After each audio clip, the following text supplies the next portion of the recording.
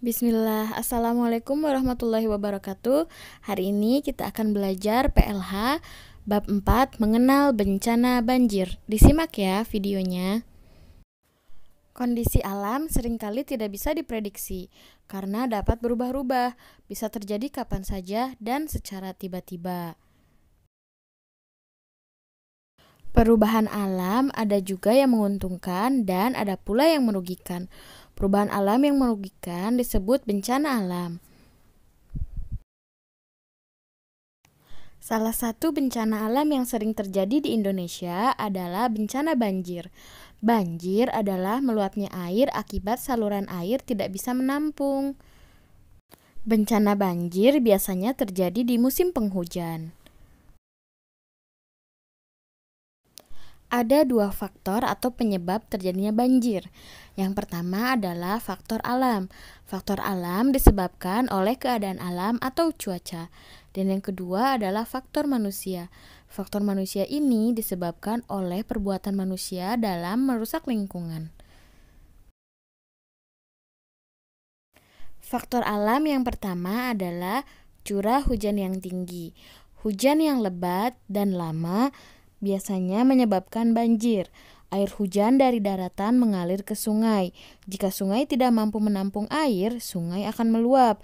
Air di darat pun tidak mengalir lagi. Faktor alam yang kedua adalah naiknya permukaan air laut atau aerob.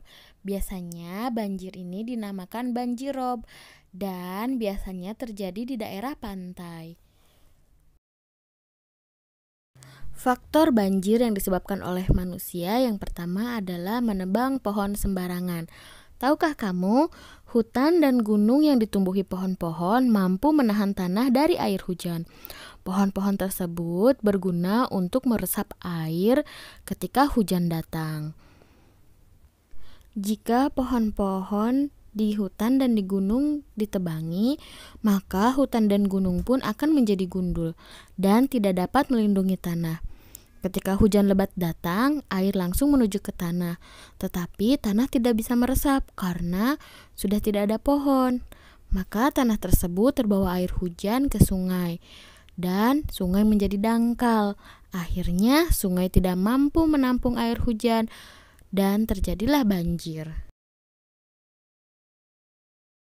Faktor penyebab banjir yang disebabkan oleh perbuatan manusia yang kedua adalah membuang sampah ke sungai atau ke got.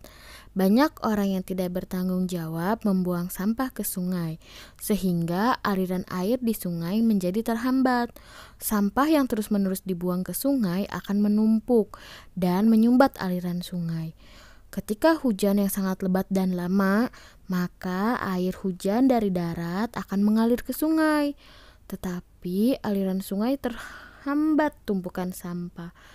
Akhirnya terjadilah banjir. Bagaimana cara supaya tidak banjir? Yang pertama adalah membuang sampah pada tempatnya. Jangan membuang sampah ke sungai atau ke got agar aliran air lancar. Yang kedua, lakukanlah kerja bakti membersihkan saluran air, membersihkan got, membersihkan sungai agar tidak ada tumpukan sampah. Yang ketiga, hutan dan gunung gundul segera ditanami. Jangan biarkan gunung dan hutan menjadi gundul. Hutan dan gunung yang lebat akan melindungi tanah. Bagaimana jika terjadi banjir di lingkungan kita? Nah, jika musim hujan tiba, kita harus waspada dan saling membantu. Yang pertama, barang berharga dan dokumen penting simpan di tempat yang aman. Yang kedua, obat-obatan harus selalu siap. Dan yang terakhir, jika kita harus mengungsi, pastikan rumah dalam keadaan aman. Di bawah ini beberapa langkah-langkah yang harus dilakukan ketika kita akan mengungsi. Yang pertama, cabut kabel benda-benda yang memakai listrik. Contohnya, televisi, radio, dan lain-lain. Yang kedua, putuskan aliran listrik di rumah. Yang ketiga, jangan panik dan utamakan keselamatan anak kecil seperti adik bayi, adik kita, anak-anak, dan orang lanjut usia seperti nenek, kakek, dan lain sebagainya. Yang keempat, kunci pintu rumah. Dan yang kelima, tetap bertahan di pengungsian sampai rumah dinyatakan aman. Banjir mengakibatkan lingkungan menjadi kotor. Setelah banjir surut, akan menyisakan lumpur dan sampah. Lumpur dan sampah akan menumpuk dan menjadi sumber penyakit. Oleh karena itu, kita harus melaksanakan beberapa penanganan setelah banjir.